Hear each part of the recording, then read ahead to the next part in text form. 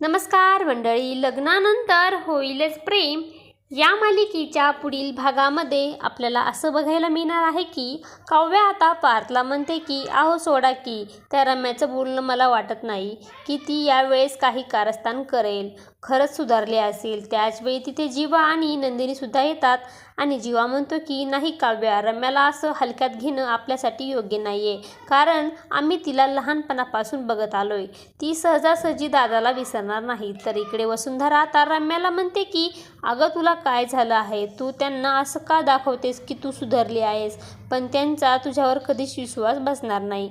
आणि रम्या म्हणते की मला चांगलंच माहिती आहे त्यांचा माझ्यावर विश्वास बसणार नाही आणि आतासुद्धा ते माझ्याबद्दल बोलत असतील. तर इकडे पार्थ म्हणतो की असं कोणाकोणाला वाटते की रम्या सुधारली आहे, त्यांनी हात वरती करा. तर नंदिनी आणि काव्या आता हात वरती करत असतात, पण मात्र जीवा हात वरती करत नाही. तर सगळे जीवाला समजवण्याचा प्रयत्न करत असतात. तर खूप जास्त विचार करू नकोस असं पार्थ जीवाला म्हणत असतो. कदाचित रम्याला कळून चुकलं असेल की मी तिला भेटणार नाही, म्हणून ती कदाचित सुधारली असेल असं पार्थ जीवाला सांगू लागतो. पण आता रम्या ह्यावेळेस काय कारस्थान करणार हे पाहणं अतिशय रंजक ठरणार आहे.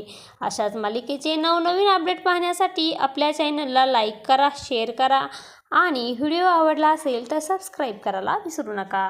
धन्यवाद.